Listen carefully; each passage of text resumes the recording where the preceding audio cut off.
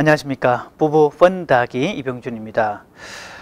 자, 만약 누군가가 저에게 인류 최대의 거짓말이 뭐냐라고 묻는다면요, 결혼 이퀄 행복이다, 이걸 이야기하고 싶나요? 자, 상담 전문가가 되어서 수많은 부부들을 만나보면서 사람들이 얼마나 이 생각에 세뇌가 되어 있는지를 보게 되죠. 사실 저도 어릴 때 그 애니메이션 이런 거 보면서 얼마나 사실 부러웠는지 모릅니다. 1970년대 우리나라 그 애니메이션 중에 마루치 아라치라는 애니메이션이 있었거든요. 자, 어린 마음에 그 흑백 TV로 막 그걸 볼 때 가장 부러웠던 게 그 영웅이 가진 능력도 부러웠지만 사실은 그 영웅의 짝지가 이뻤다는 사실이었습니다. 그 이후에도 로버트 태권보이나 계속 이어지는 모든 애니메이션에는요, 항상 남자 주인공 옆에 여자 주인공이, 그것도 이쁜 여자 주인공이 항상 있었다는 거지요.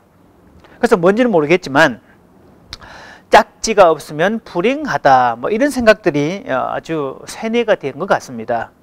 그래서 대학을 들어갔을 때는요, 3월 달에 그 햇빛 내리쬐는 그 캠퍼스 양지 쪽에 다 서가지고 커플로 지나가는 사람들을 그렇게 부러워했던 그런 기억들이 나네요.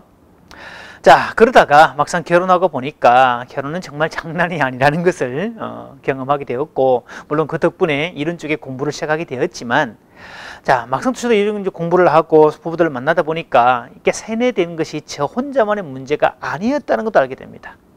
사실 결혼하고 나면 누구나 힘들고 어렵고 아프고 속상하고 짜증나고 다투고 이런 과정들을 다 하게 되는데요, 물론 또 그렇다고 그것만 있는 것들은 아니지요. 또 삶의 역설은 그런 것들도 나중에 세월이 지나면 또 삶의 에너지가 되고 또 추억이 될 수 있다는 또 놀라운 역설도 있습니다. 그래서 결혼한 사람이 가지는 또 아주 특별한 혜택이지요. 그래서 파스칼이라는 사람이 결혼은 해도 후회고 안 해도 후회다라고 얘기했지만, 그 말은 결혼한 사람이 말하는 말이지 결혼 안 한 사람은 할 수 없는 말입니다. 자, 사실 결혼만 하면 행복할 거다, 이것은요, 이 동화에서도 볼 수 있습니다. 동화의 마지막은 항상 결혼이죠. 왕자와 공주가 만나서 결혼을 했더래요. 우여곡절 끝에 어떻게 해서 결혼을 했대요, 이런 거였습니다. 그래서 결혼과 동시에 행복할 거라는 이 생각은 사실 지구상 최대의 거짓말인데요. 자, 행복은 추구의 대상이 아닙니다. 진짜 행복한 사람은요, 행복을 추구해 본 일이 없습니다. 그냥 자기 일 열심히 하는 사람이고 좋아하는 일을 그냥 푹 빠져서 하는 사람들이고 그냥 그렇게 살아가는 것들인데 이미 그 자체가 행복인데요. 그래서 행복은 열심히 사는 사람에게 자동으로 따라오는 부산물이지 추구의 대상은 아닙니다. 그런데 우리의 이제 역사에서 동화에서 수많은 그 스토리들 중에서 행복을 찾아가는 이야기들 항상 있지 않습니까? 파랑새를 찾아갔다는 이야기들, 근데 알고 보니까 파랑새는 집에 있었다는 사실, 컨바이의 얼굴도 나중에 나이가 들고 보니까 바로 내 얼굴을 닮았다는 그런 이야기들. 자, 그런 이야기들이 전부 다 행복은 외부에 있지 않고 내부에 있다는 것을 보게 됩니다.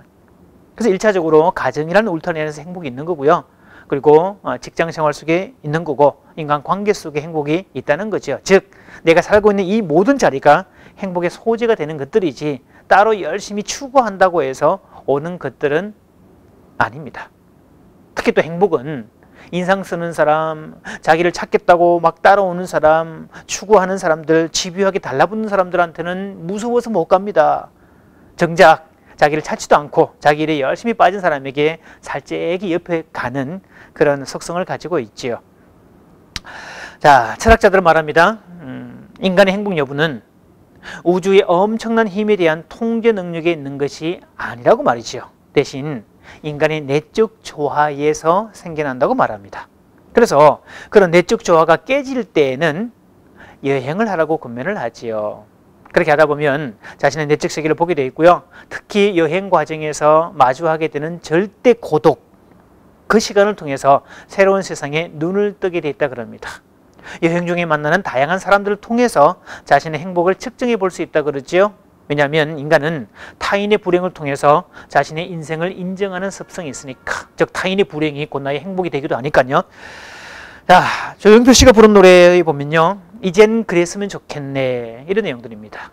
그 가사를 쭉 보면 떠날 때부터 돌아올 걸 알았고, 눈에 익은 이 자리가 행복의 자리였고, 또 소중한 것을 내가 행복을 추구하는 동안 소중한 것을 도리어 잊고 산 건 아니었을까라고 얘기를 합니다.